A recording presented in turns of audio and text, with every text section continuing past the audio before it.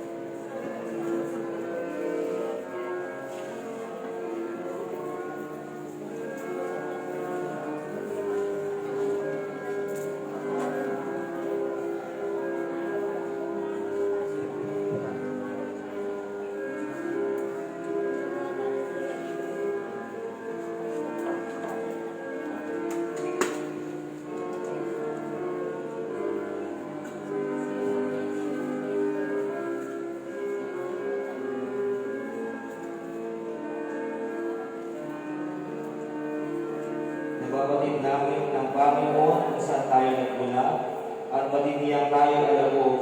Pilingin natin sa Kanya na tayo patawarin at hilumin ang mga sugat na buhat sa kasalanan. Ipagkaloob mo sa amin ang biyaya ng tunay na pagbabalik loob upang mapagtagumpayan ang lahat ng tukso. Panginoon, tingin mo kami. Ipagkaloob mo, palakasin mo kami sa kapangyarihan ng Espiritu Santo. Panginoon, tingin mo kami. Ipagkaloob mo sa amin ang tapang ng loob upang mapagtagumpayan ang lahat ng tukso. Panginoon, tingin mo kami. Tulungan mo kami matanto ang tunay na halaga ng aming buhay. Panginoon, tingin mo kami. Panginoong Diyos, hindi mo nahinangal na mamatay ang makasalanan, bagkus sila'y magbalik loob. Sa iyong habang isalang-alang mo ang kalihaan ng aming katayuan, patid namin kami alabok at sa alabok din kami babalik. Dahilan sa aming kasamaan, magdalang awa ka sa amin, patawarin ang aming pagkukulang at pagbalog mo sa amin ang gantimpalat at lahat na nagsisisi sa makita ni Kristo ang aming Panginoon. Amen.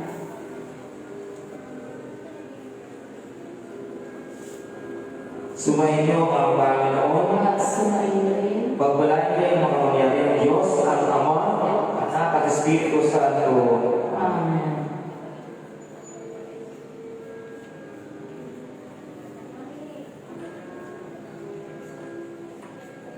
Mga kapatid, ngayon po ay tutuloy na tayo sa pagdarako sa ating banal na misa.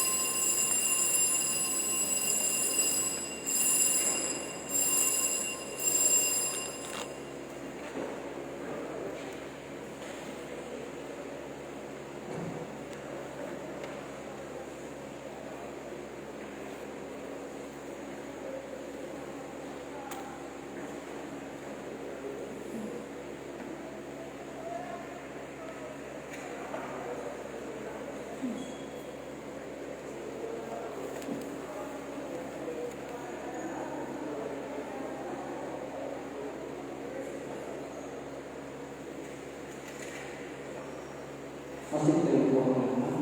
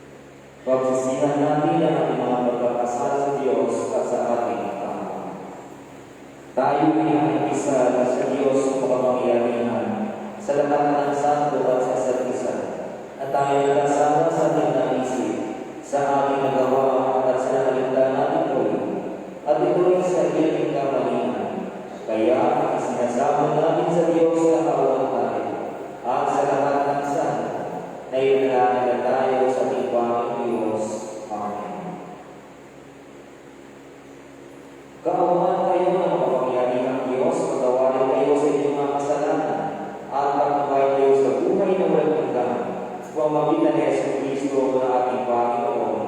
Amen. Panginoon, maawa ka.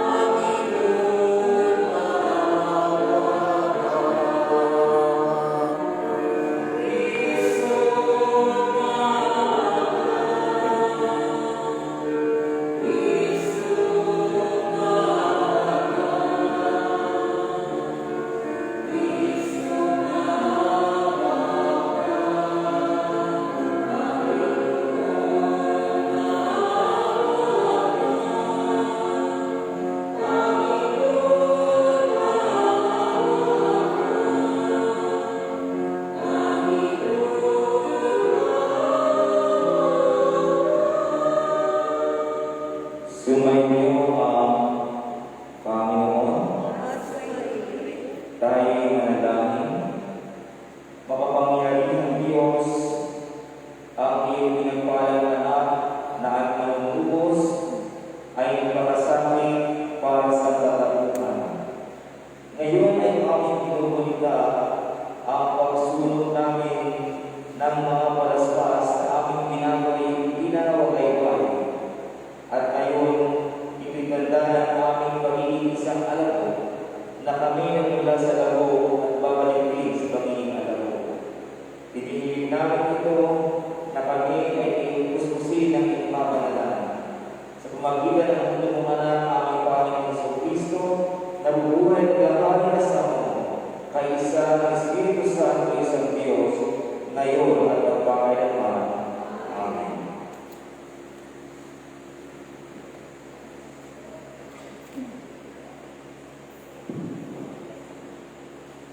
Pagbasa mula sa Aklat ng Kawikaan, Kabanata 30, nagsisimula sa unang talata.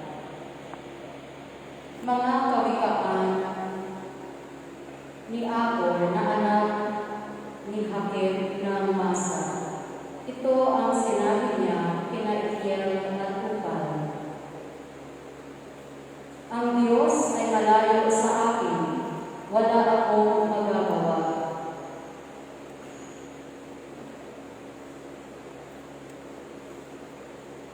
Ako ay mamang, alam ng maging tao. Wala akong karunungan, hindi ako matalino. Di ako nakapag-aral, kaya ako ay mamang. Walang karunungan, walang alam sa may kapal. Sino ang lumabasa tungkol sa kalangitan? Sino ang nakapigil ng hangin sa kanyang palad? Sino ang nakapagbalot ng tubig sa isang langit?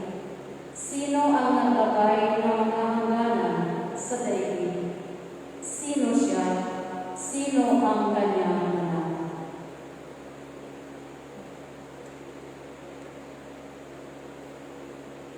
Sa daigdig ay may apat na maliliit na hayop, ngunit may mabibirang kaisipan.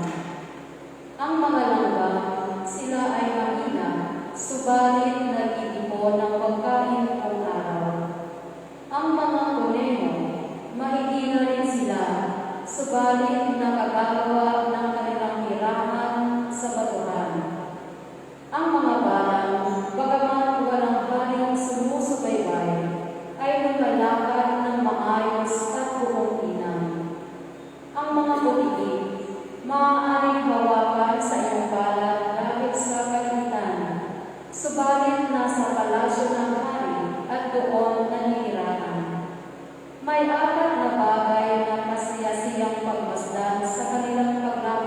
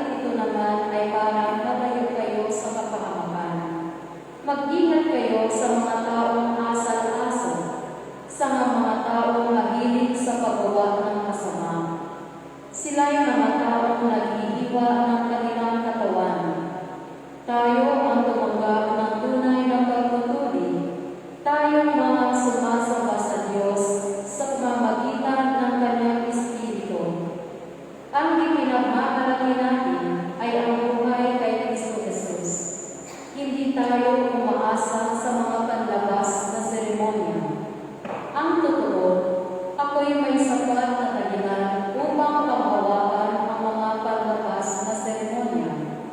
Kung iniisip ni naman na siya'y may katwirang umasa sa ganitong gawain, lalo na ako. Ako'y tinuli ng ikawalong araw mula nang ako'y isilang. Ako'y isang tunay na Israelita, buhat sa angkan ni Benjamin at katutubong Hebreo. Kung pagsunod naman sa kautusan ang pag-uusapan, ako'y isang Pariseo. Dahil sa masugid kong pagsunod sa kautusan, inusig ko ang iglesia. Kaya kung sa pagiging matuwid ayon sa kautusan, wala rin maisusumbat sa akin. Ngunit dahil kay Kristo, ang mga bagay na pinapahalagahan ko noon ay itinuri kong walang kabuluhan ngayon.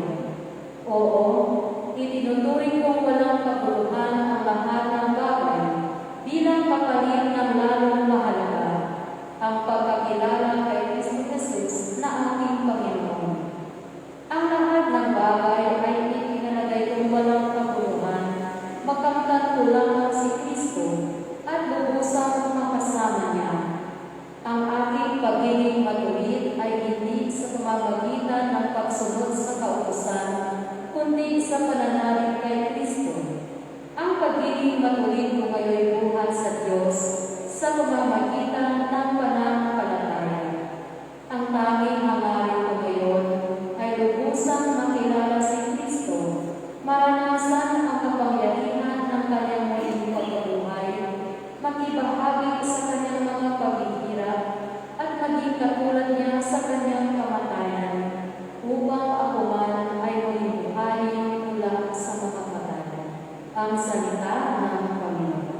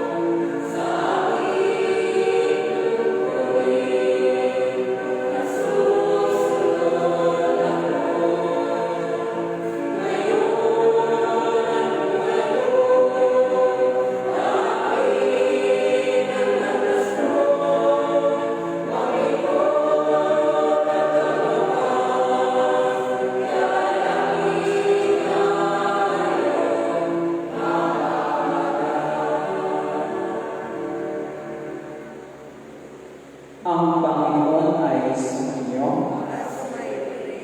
Halina mga kapatid at pakinggan ang banal na Ebanghelyo ayon kay San Juan. Kabanata 8, nagsisimula sa 28 na mga talata.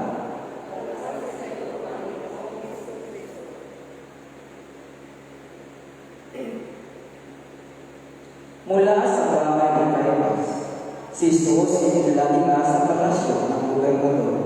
Umaga na naman, hindi pumasok ang mga boto sa palasyo ng gobernador upang sila iuwag ng tunay na di nakapagtama. Kumain ang ng Pasko ang Pasko, kaya't sa labas sila tinanggap ni Pilato at tinanong, "Ano ang sakdal mo laban sa taong ito?" Sumagot sila, "Kung hindi mo siya iwawan ng masama, hindi namin siya dadalhin sa inyo." Sinabi sa kanila ni Pilato, "Dalhin niyo siya at hapulan ayon sa inyong kautusan." Sumagot ang mga boto, "Wala po kaming kapangyarihan umatol sa mga kanindihan." Nangyari ko upang matupad ang sinabi ni Jesus tungkol sa Si Pilato'y pumasok muli sa palasyo at tinawag si Jesus. Ikaw ba ang mahangin ng mga Hudyo? Tanong niya. Sumagot si Jesus. Iyan ba'y galing sa inyong sariling isipan? O may nagsabi sa iyo? Ako ba'y Hudyo? Tanong ni Pilato. Ang mga kababayan mo at ang mga punong saserdote ang nadala sa iyong ito. Ano ba ang ginawa mo? Sumagot si Jesus. Ang kaharian ko'y hindi sa sanlibutan ito.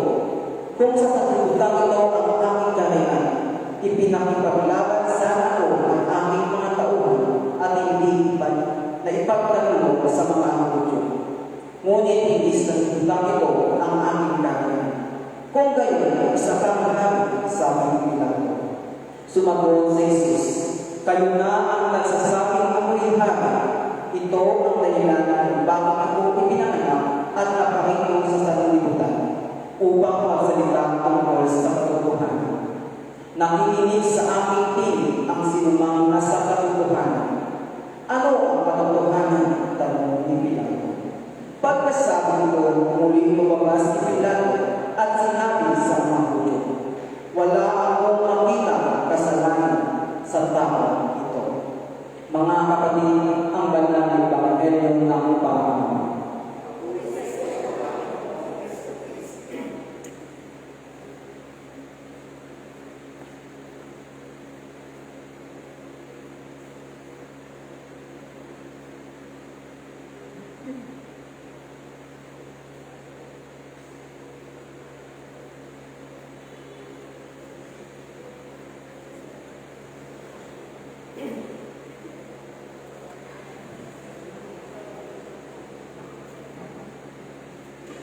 Isang mapagpalang araw sa ating lahat, mga kapatid.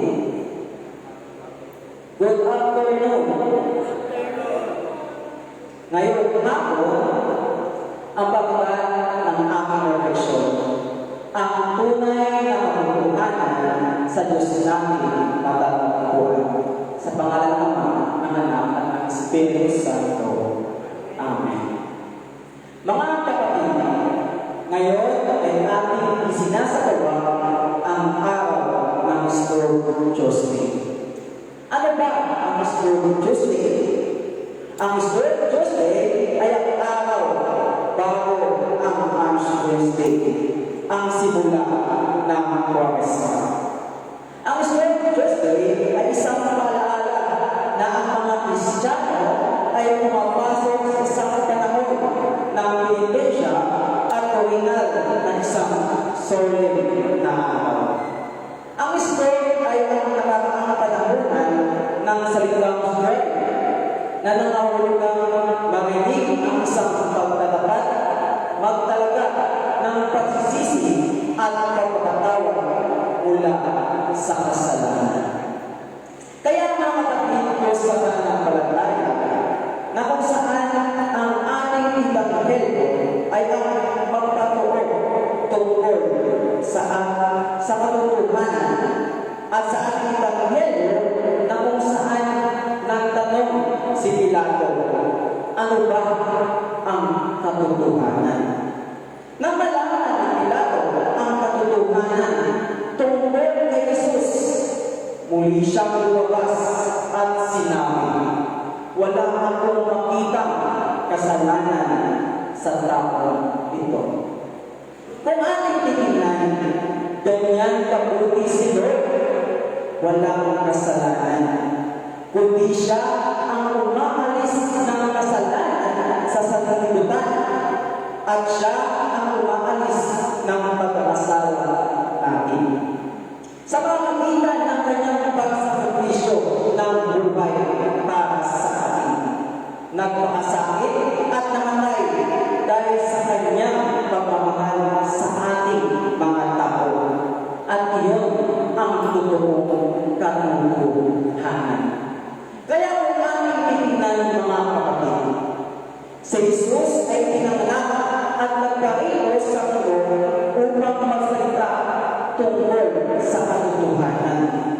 At ang lahat ng nakikinig sa kanyang tinig ay nasa katotohanan.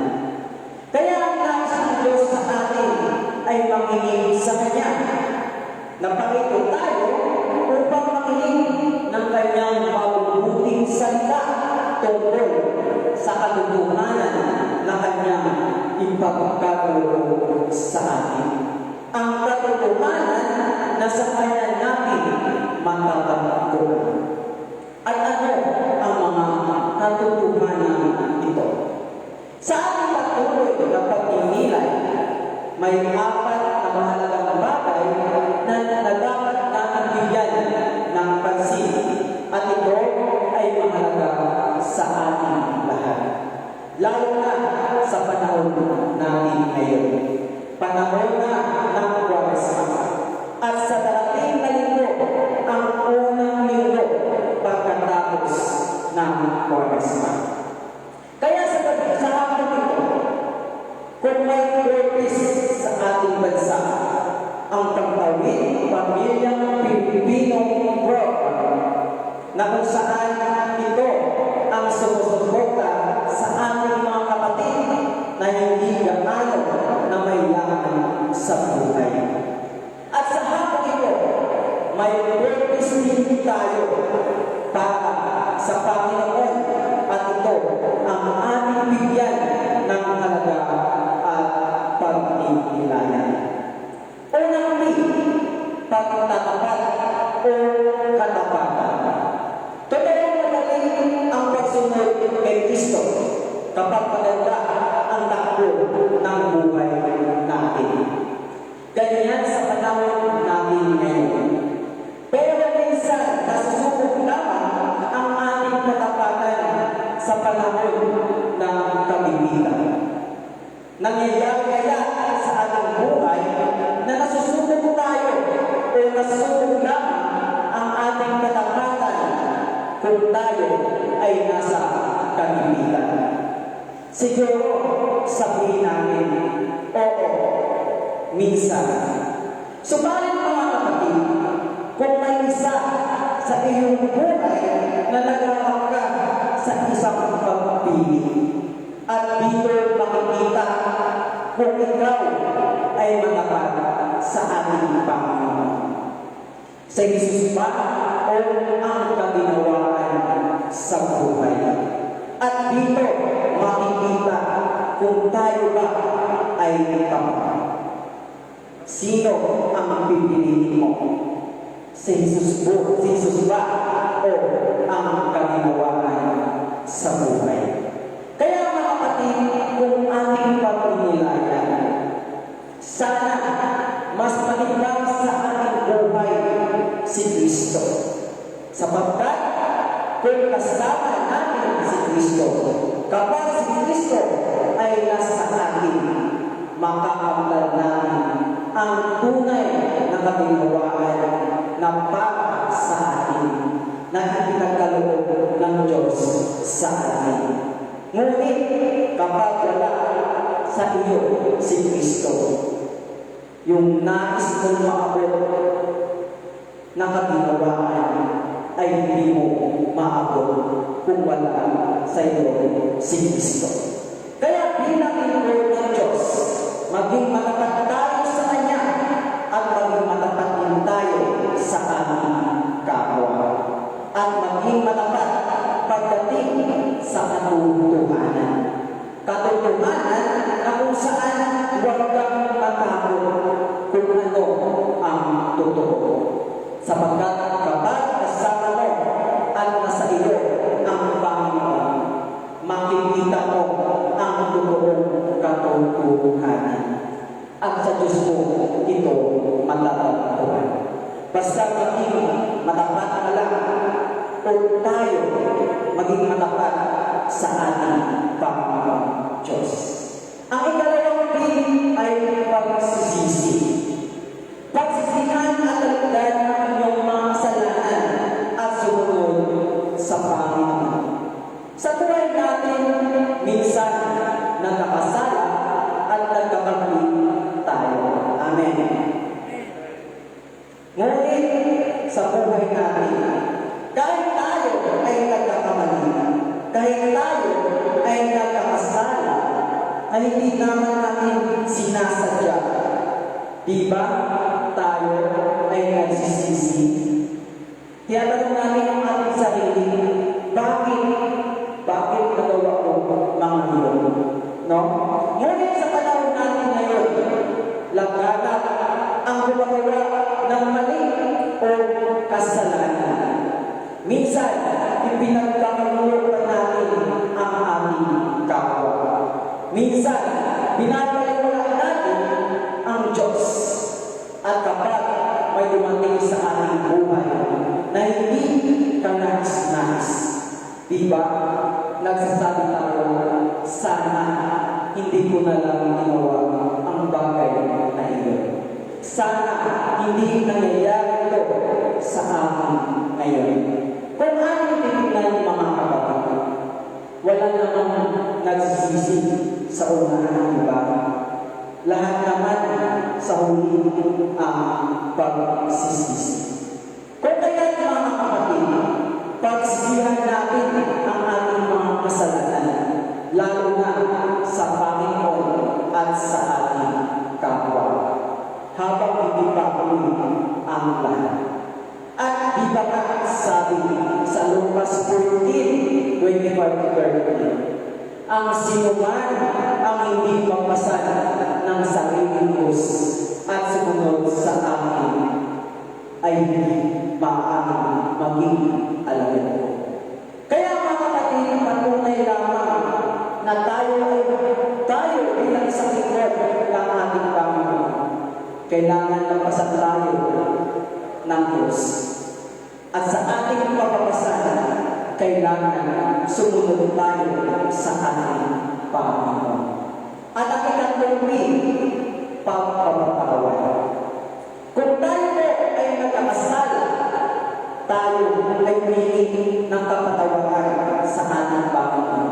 Upang tayo ay kanyang patawarin sa ating pagkakasal kanina. Sapagkat ang ating Panginoon ay may mabuting puso na kahit nagawa tayo ng kasalanan, tayo kanyang pinapatawad. Sapagkat tayo ay mahal niya at sa kanya tayo lumalapit. Kaya tama tayong lahat marunong magpatawad sa ating kapwa. Ang Diyos na nagpapatawad. Tayo pa kayang mga tao. Kaya mga kapatid, huwag tayong maghinayang magpatawad. Tapos, marunong kang tumanggap ng tawad ng iyong kapwa. At buksan natin ang ating mga puso upang makapasok at maghari sa ating si Kristo upang pagmamahal niya at pagmamahal natin ay bahagi sa iba. At ang paglulimpi, pagmamahal. Dahil sa pagmamahal ng Diyos sa atin, siya ay nagpakasakit at namatay dahil sa kanyang pag-ibig at ibigay niya ang kanyang sarili para sa ating lahat. At dito natin makikita ang tunay na pagmamahal at pag-ibig ng Diyos sa atin. Dahil kung mayroon tayo pagmamahalan sa bawat isa, makikita sa atin ang pagkakaisa. O ulitin ko, kung mayroon sa atin tayong pagmamahalan sa bawat isa, makikita sa atin ang pagkakaisa.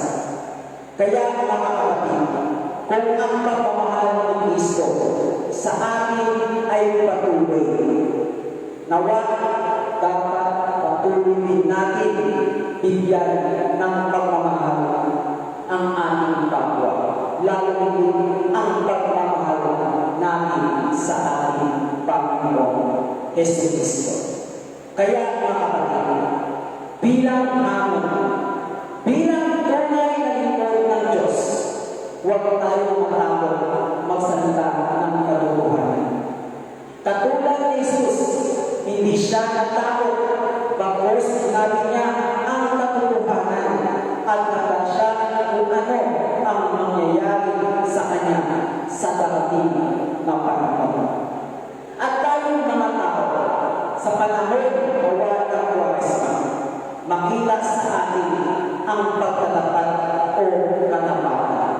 pagsisisi, pagpapatawad, at higit sa lahat ang pagmamahal. Dahil ang tunay na katotohanan sa Diyos natin matatagpuan.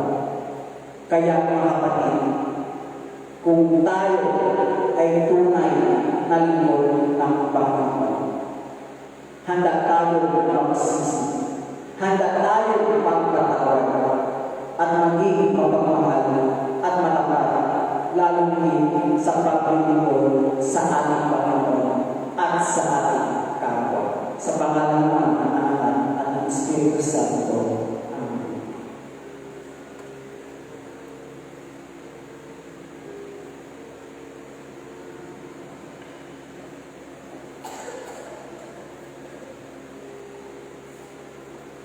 Sabay sa mga pahayag na ating pananampalataya, sumasampalataya tayo sa isang Diyos amang makapangyarihan na lumikha ng langit at lupa at ang lahat na nakikita hinihintay. Sumasampalataya tayo sa isang Panginoong Jesucristo, bugtong na ng Diyos na mula sa Ama bago nagsimula ang panahon. Diyos po sa Diyos, liwanag po sa liwanag. Diyos totoo po sa Diyos totoo. Inianak hinihilikha kaysa sa pagka-Diyos sa Ama. Sa pamamagitan niya nilikha ang lahat na para sa ating mga tao at ating kaligtasan ay daw siya buhat sa lahat. Sa pamamagitan ng kapangyarihan ng Espiritu Santo ay inianak siya ni Maria at kaligtao. Ibinako sa krus na nagmahal sa atin sa panahon ni Poncio Pilato, nagpakasabi, namatay at alibig, at muling nabuhay sa araw sa katuparan ng mga kasulatan. Umakyat sa dagat na namulo sa kanan ng Ama, at muling darating ang walang hangin upang matulan ang buhay ng mga patay, at ang kaya niya walang hanggan. Sumasampalataya tayo sa Espiritu Santo, ang Panginoon na bigay ng buhay at buhat sa Ama. Sinasamba siya ang iniwalang ating kasama ng Ama at Anak. Nagsalita siya sa pamamagitan ng mga propeta, na naligtasan sa isang iglesia banal, katolik at apostolika. Naniniwala tayo sa isang bigyan sa pagpapatawad ng mga kasalanan at hinihintay natin ang pagkabuhay ng mga namatay at ang buhay na walang hanggan. Amen. Manalangin tayo para sa buong iglesia ni Jesucristo, para sa lahat ng tao ayon sa kanilang pangangailangan. Makapangyarihan at walang hanggan Diyos, itinuro mo sa amin sa pamamagitan ng iyong banal na salita na kami manalangin at magpasalamat para sa lahat ng tao. Isinasamo namin ngayon sa iyo na tanggapin mo ang aming mga panalangin na iniaalay namin sa iyong mga Diyos na kamahalan. Panginoon, pakinggan ang aming panalangin. Idinadalangin namin ang iyong banal at pangkalahatang iglesia, lalo-lalo na ang Iglesia Filipina Independiente.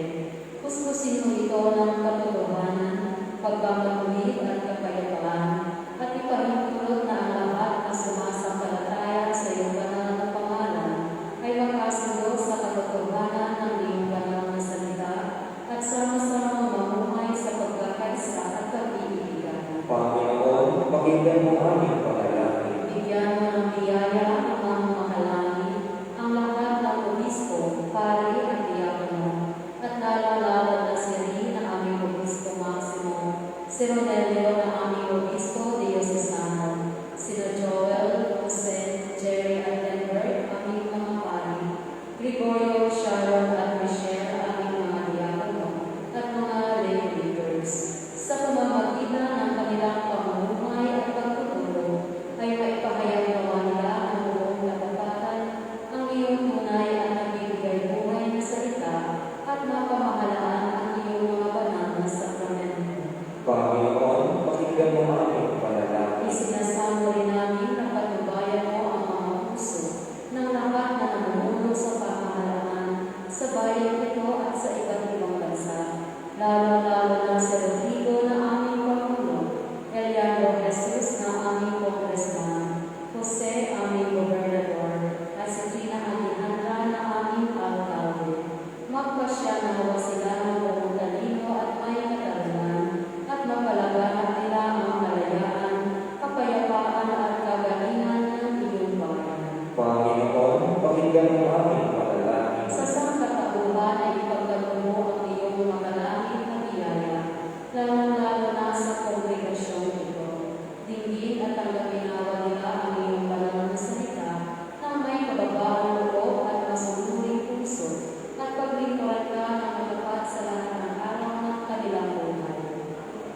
Panginoon, pakinggan ang aming panalangin. Isinasama namin, Panginoon, sa iyong kagandahang loob, na bigyang lakas at tulungan ang lahat na nasa ligalig, kalungkutan, pangangailangan, may sakit at kapansanan. Panginoon, pakinggan ang aming panalangin. Inaalaala namin sa iyong harapan ang iyong mga lingkod na sumakabilang buhay na sumasampalataya kay Kristo, lalong-lalo na kay Virgin Maria. Isinasama namin igawan mo sa kanila ang patuloy na pagyabong sa pag-ibig at paglilingkod sa iyo. Panginoon, pakinggan ang aming panalangin. Pinupuri rin namin ang iyong banal na pangalan para sa lahat ng iyong santo. Bigyan mo kami ng biyaya upang makasunod sa kanilang mabubuting halimbawa at kami kasama nila'y makarating gawa sa iyong banal na kaharian. Tugunin mo, Ama, ang aming panalangin, alang-alang sa Kanya dalangin na lumay, upang magingan para sa amin. Siya na ipanakak aming nagpagligtas sa Yesu Kristo. Amen. Tatayo po ang naman. Mga kapatid, tayo katawan ni Kristo, sa pamagitan ng isang Espiritu, tayong lahat ay pinag-isang katawan na tayo ibigyan. Ingatan natin ang pagkakaisa ng Unang ng Espiritu sa tigis ng kapayapaan. Lagi naman sumayin ang kapayapaan ng ating At Panginoon. sa kayo Magbigay ang kapayapaan. Please.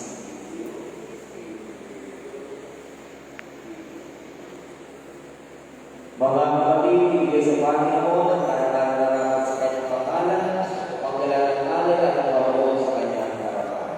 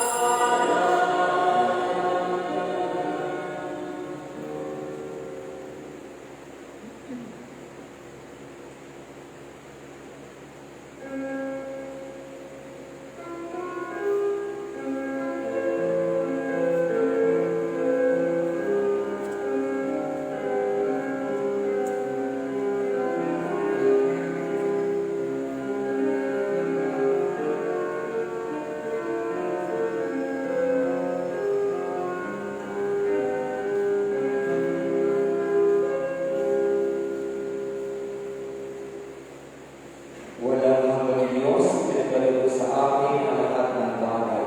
Sa iyong kasagaran, ibigay na lahat ang aming pangangailangan. Gabing kong lumamanglikod ay nag-aalay sa iyo yung sa isa ng aming pagkakaroon sa lahat ng iyong kawalan. Amen. Walang hanggang Diyos, ay tumangkulan na rin ginawa namin ang tinapay na ito. Iniakal namin ko sa iyo kung sa aming tinapay ng buhay. Ipagkalito mo na ang lahat ng ito ay mabunod sa bilis ng pag-iibigan. Amen. Makapangyarihan ang Diyos na gawin ng aral na ito na aming ginawa mula sa mga kaloob. Itunawin ang inyong espiritual namin upang kami natanggap ito ay mapasigyan o ay bago sa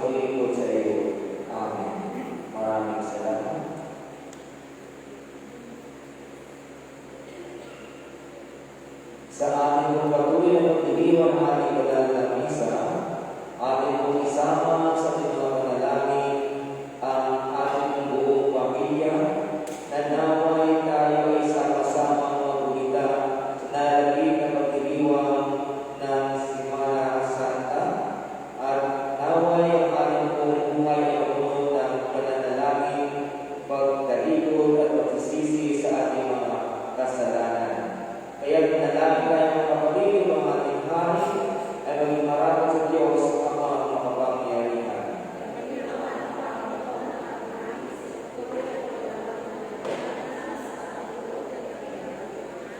Ang Panginoon ay sumainyo. Itaas ang inyong mga puso. Magpasalamat tayo sa ating Panginoong Diyos. Tunay na matuloy ang tungkulin at kaligayahan, lagi at saan ay pasalamatan ka namin, Panginoon, banal na ang mga kapangyarihan at walang hanggang Diyos. Kaya nga, kasama ng anghel ng mga anghel, at lahat ng dalawang ng langit, bumagala namin pinapakaya ng malawalatian, lagi nang pupuri sa iyo at nagsasabi, banal, banal,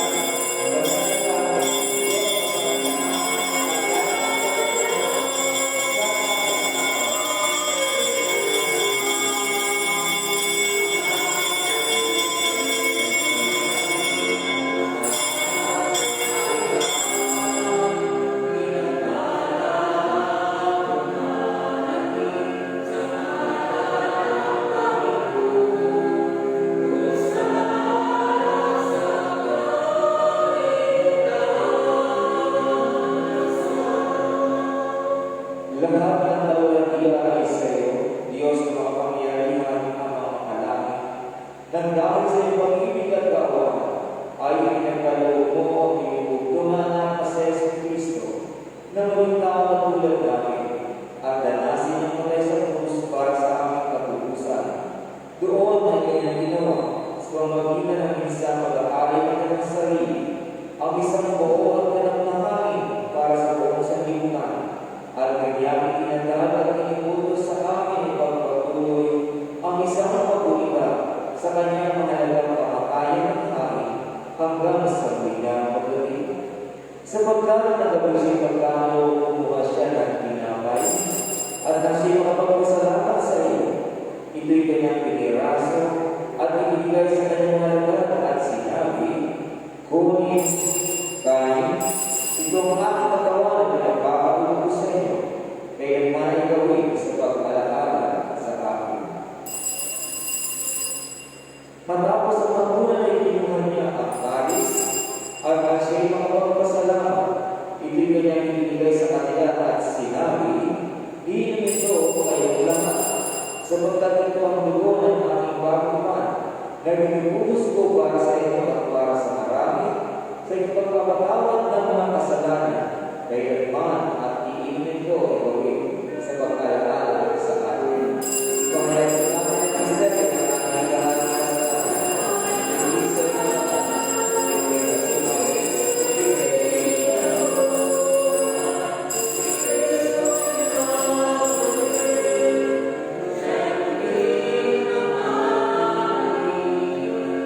kaya ang Panginoon at ang mga malangit, ginaganap namin ay iyong mga Panginoon, ang pag-alaala ng inutos ng iyong anak, sa amang pag-uwiga sa kanyang pinagbalag ng papapasati at mahalagang kamatayan, sa kanyang kapangyarihan ng pagkabuhay ng muli, at maluwalhating pagkat sa langit, at sa aming paghihintay sa kanyang maluwalhating pagbabalik, ay aming iniaalay sa iyo, itong tinapay ng buhay at ang alis ng kaligtasan.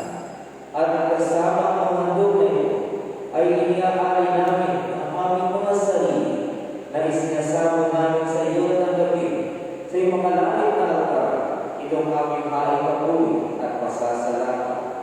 Butihin Ama, sa kapangyarihan ng Espiritu Santo, ay pagpapalagin mo at pagpapalagin itong tinapay at alak, upang para sa amin ay maging kamahal-mahal at katawan at tubo ng iyong anak na si Jesu Cristo.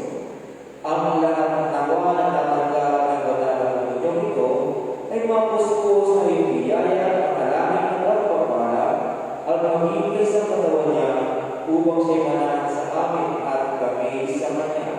At pagkatapos kami ay hindi dapat na mahalin sa iyo ng mga hali. Ngayon may sinasama namin sa iyo at kami itong aming tungkulin at paglilingkod sa pamamagitan niya at kasama niya at sa Kanya at kasama ng Espiritu Santo ang lahat ng pagkakaroon kung ang mga pagkakaroon ngayon at magpapayagaman. Amen. At matulad na ito sa pagkakas sa Yesu Cristo, tayo nanalangin.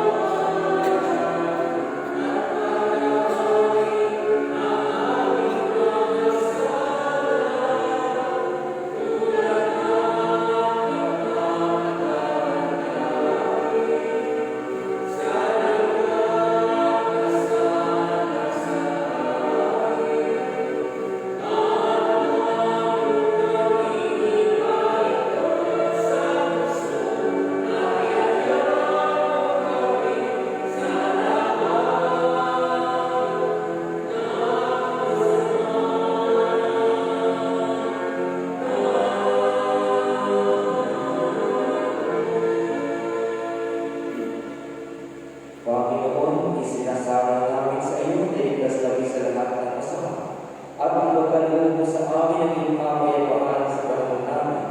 Sa tulong ng iyong awa, ilayo kami sa pagkakasala at iligtas sa ligalig sa pamamagitan ng iyong anak na sa Yesu Cristo na aming Panginoon, na nabubuhay at naghahari kasama at ang Espiritu Santo, iisang Diyos, ngayon at magpapayapaan. Amen.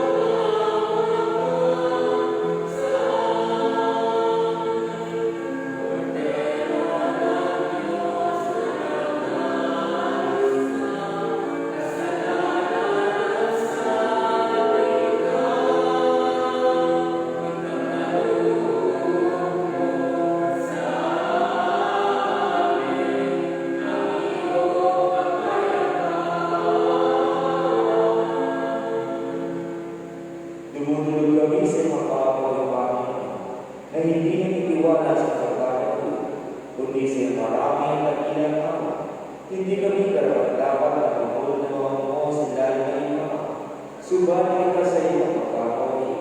Ipagkaloob mo sa amin ngayon, muling Panginoon, na amin na gabay na katawan ng iyong mahal na anak na sa Yesu Cristo at inumin ng kanyang dugo upang kami nagkalalakasan at nagiging bago ng kanyang buhay ay manahan sa Kanya at siya sa amin magpakailanman. Amen. Ang mga kaloob ng Diyos para sa bahay ng Diyos, kunin mo ito sa paglalaanan ng ibigay ni Cristo ang kanyang sarili para sa inyo at tanggapin siya sa inyong mga puso sa pamamagitan ng pananampalataya ng may kasasalanan. Ang katawan at dugo ni Cristo.